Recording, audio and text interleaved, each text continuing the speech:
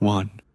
That which rules within, when it is according to nature, is so affected with respect to the events which happen that it always easily adapts itself to that which is possible and is presented to it, for it requires no definite material, but it moves towards its purpose under certain conditions, however, and it makes a material for itself out of that which opposes it, as fire lays hold of what falls into it, by which a small light would have been extinguished. But when the fire is strong, it soon appropriates to itself the matter which is heaped on it, and consumes it, and rises higher by means of this very material. 2. Let no act be done without a purpose, nor otherwise than according to the perfect principles of art. 3. Men seek retreats for themselves, houses in the country, seashores and mountains, and thou too art wont to desire such things very much. But this is altogether a mark of the most common sort of men, for it is in thy power, whenever thou shalt choose to retire into thyself. For nowhere, either with more quiet or more freedom from trouble, does a man retire than into his own soul, particularly when he has within him such thoughts that by looking into them he is immediately in perfect tranquility. And I affirm that tranquility is nothing else than the good ordering of the mind. Constantly, then, give to thyself this retreat, and renew thyself, and let thy principles be brief and fundamental, which, as soon as thou shalt recur to them, will be sufficient to cleanse the soul completely, and to send thee back free from all discontent with the things to which thou returnest. For with what art thou discontented? With the badness of men? Recall to thy mind this conclusion, that rational animals exist for one another, and that to endure is a part of justice, and that men do wrong involuntarily, and consider how many already, after mutual enmity, suspicion, hatred, and fighting, have been stretched dead, reduced to ashes, and be quiet at last. But perhaps thou art dissatisfied with that which is assigned to thee out of the universe. Recall to thy recollection this alternative: either there is providence or Adam's fortuitous concurrence of things, or remember the arguments by which it has been proved that the world is a kind of political community, and be quiet at last. But perhaps corporeal things will still fasten upon thee. Consider then further that the mind mingles not with the breath, whether moving gently or violently, when it has once drawn itself apart and discovered its own power, and think also of all that thou hast heard and assented to about pain and pleasure, and be quiet at last. But perhaps the desire of the thing called fame will torment thee. See how soon everything is forgotten, and look at the chaos of infinite time on each side of the present, and the emptiness of applause, and the changeableness and want of judgment in those who pretend to give praise, and the narrowness of the space within which it is circumscribed, and be quiet at last. For the whole earth is a point, and how small a nook in it is this thy dwelling, and how few are there in it, and what kind of people are they who will praise thee? This then remains. Remember to retire into this little territory of thy own, and above all, do not distract or strain thyself, but be free at look and things as a man, as a human being, as a citizen, as a mortal. But among the things readiest to thy hand, to which thou shalt turn, let there be these, which are two. One is that things do not touch the soul, for they are external and remain immovable, but our perturbations come only from the opinion which is within. The other is that all these things which thou seest change immediately and will no longer be, and constantly bear in mind how many of these changes thou hast already witnessed. The universe is transformation, life is opinion. 4. If our intellectual part is common, the reason also, in respect of which we are rational beings, is common. If this is so, common also is the reason which commands us what to do and what not to do. If this is so, there is a common law also. If this is so, we are fellow citizens. If this is so, we are members of some political community. If this is so, the world is in a manner a state. For, of what other common political community will anyone say that the whole human race our members, and from thence, from this common political community, comes also our very intellectual faculty and reasoning faculty, and our capacity for law. Or whence do they come? For as my earthly part is a portion given to me from certain earth, and that which is watery from another element, and that which is hot and fiery from some peculiar source. For nothing comes out of that which is nothing, as nothing also returns to non-existence, so also the intellectual part comes from some source. 5. Death is such as generation is, a mystery of nature, a composition out of the same elements, and a decomposition into the same, and altogether not a thing of which any man should be ashamed, for it is not contrary to the nature of a reasonable animal, and not contrary to the reason of our constitution. 6. It is natural that these things should be done by such persons. It is a matter of necessity, and if a man will not have it so, he will not allow the fig tree to have juice, but by all means bear this in mind, that within a very short time both thou and he will be dead, and soon not even your names will be left behind. 7. Take away thy opinion, and then there is taken away the complaint. I have been harmed. Take away the complaint. I have been harmed, and the harm is taken away. 8. That which does not make a man worse than he was, also does not make his life worse, nor does it harm him, either from without or from within. 9. The nature of that which is universally useful has been compelled to do this. 10. Consider that everything which happens justly, and if thou observest carefully, thou wilt find it to be so. I do not say only with respect to the continuity of the series of things, but with respect to what is just, and as if it were done by one who assigns to each thing its value. Observe then, as thou hast begun, and whatever thou doest, do it in conjunction with this, the being good, and in the sense in which a man is properly understood to be good. Keep to this in every action. 11. Do not have such an opinion of things as he has who does thee wrong, or such as he wishes thee to have, but look at them as they are in truth. 12. A man should always have these two rules in readiness, the one, to do only whatever the reason of the ruling and legislating faculty may suggest for the use of men, the other, to change thy opinion, if there is any one at hand who sets thee right and moves thee from any opinion. But this change of opinion must proceed only from a certain persuasion, as of what is just or of common advantage, and the like, not because it appears pleasant or brings reputation. 13. Hast thou reason? I have. Why then dost not thou use it? For if this does its own work, what else dost thou wish? 14. Thou hast existed as a part. Thou shalt disappear in that which produced thee, but rather thou shalt be received back into its seminal principle by transmutation. 15. Many grains of frankincense on the same altar, one falls before, another falls after, but it makes no difference. 16.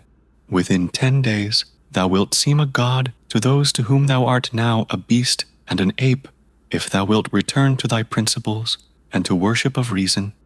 17. Do not act as if thou wert going to live 10,000 years. Death hangs over thee. While thou livest, while it is in thy power, be good. 18. How much trouble he avoids, who does not look to see what his neighbor says, or does, or thinks, but only to what he does himself, that it may be just and pure. Or, as Agathon says, look not round at the depraved morals of others, but run straight along the line without deviating from it. 19. He who has a vehement desire for posthumous fame does not consider that every one of those who remember him will himself also die very soon. Then again, also they who have succeeded them, until the whole remembrance shall have been extinguished, as it is transmitted through men who foolishly admire and perish. But suppose that those who will remember are even immortal, and that the remembrance will be immortal. What then is this to thee? And I say not, what is it to the dead? But what is it to the living? What is praise, except indeed so far as it has a certain utility? for thou now rejectest unseasonably the gift of nature, clinging to something else. 20. Everything which is in any way beautiful is beautiful in itself, and terminates in itself, not having praise as part of itself. Neither worse than, nor better, is a thing made by being praised. I affirm this also of the things which are called beautiful by the vulgar. For example, material things and works of art. That which is really beautiful has no need of anything. Not more than law, not more than truth, not more than benevolence or modesty. Which of these things is beautiful because it is praised, or spoiled by being blamed? Is such a thing as an emerald made worse than it was, if it is not praised, or gold, ivory, purple, a lyre, a little knife, a flower, a shrub? 21. If souls continue to exist, how does the air contain them from eternity? But how does the earth contain the bodies of those who have been buried from time so remote? For as here, the mutation of these bodies after a certain continuance, whatever it may be, and their dissolution make room for other dead bodies, so the souls which are removed into the air after subsisting for some time are transmuted and diffused, and assume a fiery nature by being received into the seminal intelligence of the universe, and in this way make room for the fresh souls which come to dwell there. And this is the answer which a man might give on the hypothesis of souls continuing to exist. But we must not only think of the number of bodies which are thus buried, but also of the number of animals which are daily eaten by us, and the other animals. For what a number is consumed, and thus in a manner buried in the bodies of those who feed on them, and nevertheless this earth receives them by reason of the changes of these bodies into blood and the transformations into the aerial or the fiery element. What is the investigation into the truth in this matter? The division into that which is material and that which is the cause of form, the formal. 22. Do not be whirled about, but in every movement have respect to justice, and on the occasion of every impression maintain the faculty of comprehension or understanding. 23. Everything harmonizes with me which is harmonious to thee, O universe. Nothing for me is too early nor too late, which is in due time for thee. Everything is fruit to me, which thy seasons bring, O nature. From thee are all things, in thee are all things. To thee all things return. The poet says, Dear city of sea crops, and wilt not thou say, Dear city of Zeus? 24. Occupy thyself with few things, says the philosopher, if thou wouldst be tranquil. But consider if it would not be better to say, Do what is necessary, and whatever the reason of the animal which is naturally social requires, and as it requires. For this brings not only the tranquility which comes from doing well, but also that which comes from doing few things. For the greatest part of what we say and do being unnecessary, if a man takes this away, he will have more leisure and less uneasiness. Accordingly, on every occasion a man should ask himself, Is this one of the unnecessary things? Now a man should take away not only unnecessary acts, but also unnecessary thoughts, for thus superfluous acts will not follow after. 25. Try how the life of the good man suits thee, the life of him who is satisfied with his portion out of the whole, and satisfied with his own just acts and benevolent disposition.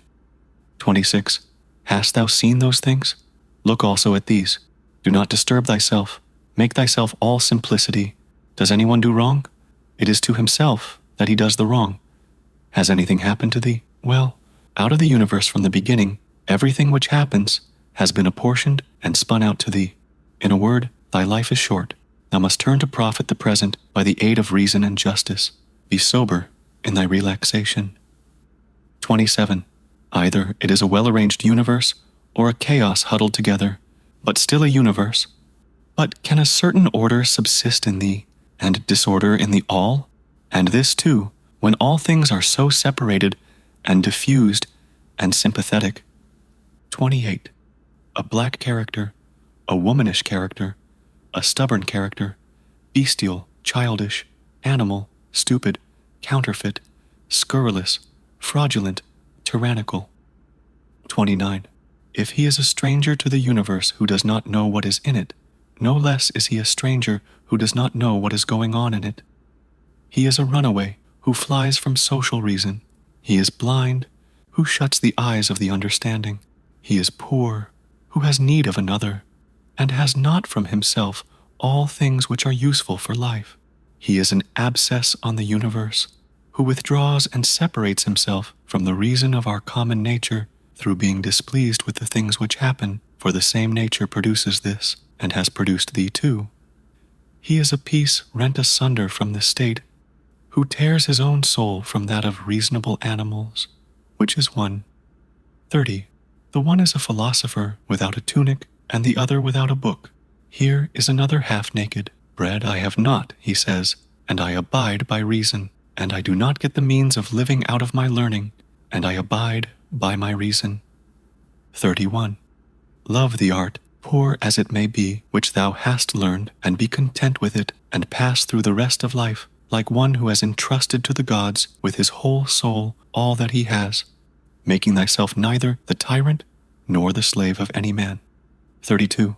Consider, for example, the times of Vespasian. Thou wilt see all these things: people marrying, bringing up children, sick, dying, warring, feasting, trafficking, cultivating the ground, flattering, obstinately arrogant, suspecting, plotting, wishing for some to die, grumbling about the present, loving, heaping up treasure, desiring consulship, kingly power. Well then, that life of these people no longer exists at all. Again, remove to the times of Trajan. Again, all is the same. Their life too is gone.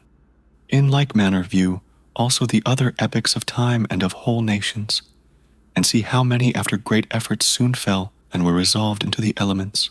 But chiefly thou shouldst think of those whom thou hast thyself known, distracting themselves about idle things, neglecting to do what was in accordance with their proper constitution, and to hold firmly to this, and to be content with it. And herein it is necessary to remember that the attention given to everything has its proper value and proportion. For thus thou wilt not be dissatisfied if thou appliest thyself to smaller matters no further than is fit. 33. The words which were formerly familiar are now antiquated. So also the names of those who were famed of old are now in a manner antiquated: Camillus, Caeso, Volisus, Leonatus, and a little after also Scipio and Cato, then Augustus, then also Hadrianus and Antoninus. For all things soon pass away and become a mere tale, and complete oblivion soon buries them. And I say this of those who have shone in a wondrous way. For the rest, as soon as they have breathed out their breath, they are gone, and no man speaks of them. And, to conclude the matter, what is even an eternal remembrance? A mere nothing. What, then, is that about which we ought to employ our serious pains? This one thing, thoughts just, and acts social, and words which never lie, and a disposition which gladly accepts all that happens, as necessary, as usual, as flowing from a principle and source of the same kind. 34. Willingly give thyself up to Clotho, one of the Fates, allowing her to spin thy thread into whatever thing she pleases. 35. Everything is only for a day, both that which remembers and that which is remembered. 36.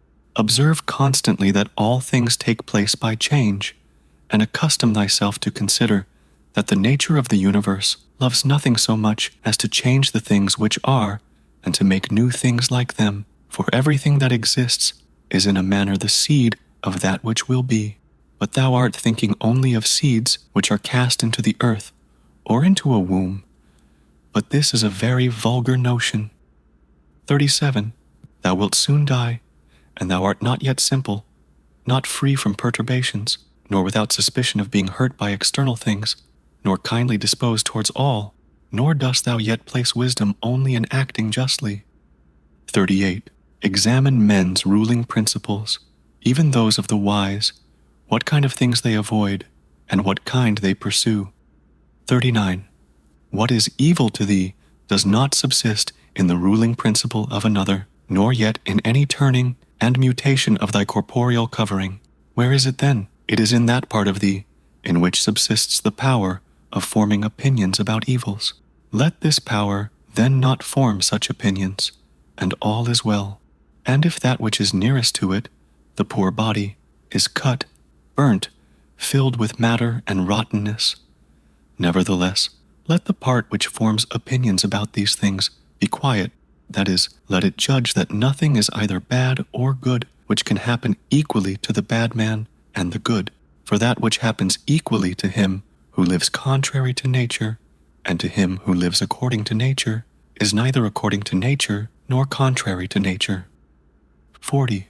Constantly regard the universe as one living being, having one substance and one soul, and observe how all things have reference to one perception, the perception of this one living being, and how all things act with one movement, and how all things are the cooperating causes of all things which exist.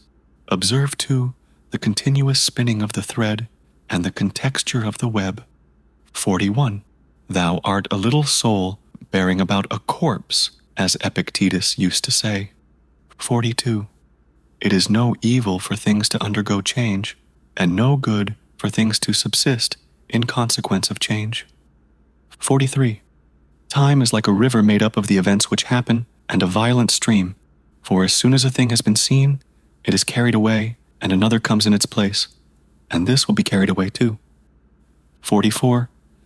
Everything which happens is as familiar and well known as the rose in spring and the fruit in summer, for such is disease, and death, and calumny, and treachery, and whatever else delights fools or vexes them. 45. In the series of things those which follow are always aptly fitted to those which have gone before, for this series is not like a mere enumeration of disjointed things, which has only a necessary sequence, but it is a rational connection, and as all existing things are arranged together harmoniously, so the things which come into existence exhibit no mere succession, but a certain wonderful relationship. 46. Always remember the saying of Heraclitus, that the death of earth is to become water, and the death of water is to become air, and the death of air is to become fire, and reversely.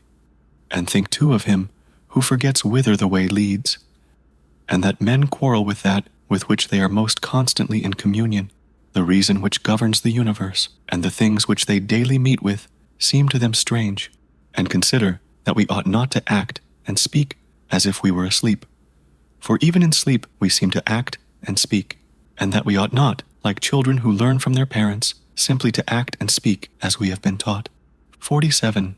If any god told thee that thou shalt die tomorrow, or certainly on the day after tomorrow, thou wouldst not care much whether it was on the third day or on the morrow, unless thou wast in the highest degree mean-spirited, for how small is the difference? So think it no great thing to die after as many years as thou canst name, rather than tomorrow. 48. Think continually how many physicians are dead after often contracting their eyebrows over the sick, and how many astrologers after predicting with great pretensions the deaths of others, and how many philosophers after endless discourses on death or immortality, how many heroes after killing thousands, and how many tyrants who have used their power over men's lives with terrible insolence as if they were immortal, and how many cities are entirely dead, so to speak, Helice and Pompeii, and Herculaneum, and others innumerable. Add to the reckoning all whom thou hast known, one after another. One man after burying another has been laid out dead, and another buries him. And all this in a short time. To conclude, always observe how ephemeral and worthless human things are, and what was yesterday a little mucus, tomorrow will be a mummy or ashes. Pass then through this little space of time, conformably to nature, and end thy journey in content, just as an olive falls off when it is ripe, blessing nature who produced it, and thanking the tree on which it grew. 49. Be like the promontory against which the waves continually break, but it stands firm, and tames the fury of the water around it. Unhappy am I, because this has happened to me. Not so, but happy am I, though this has happened to me, because I continue free from pain, neither crushed by the present, nor fearing the future. For such a thing as this might have happened to every man, but every man would not have continued free from pain on such an occasion. Why then, is that rather a misfortune than this a good fortune? And dost thou in all cases call that a man's misfortune, which is not a deviation from man's nature, And does a thing seem to thee to be a deviation from man's nature, when it is not contrary to the will of man's nature? Well, thou knowest the will of nature. Will then this which has happened prevent thee from being just, magnanimous, temperate, prudent, secure against inconsiderate opinions and falsehood?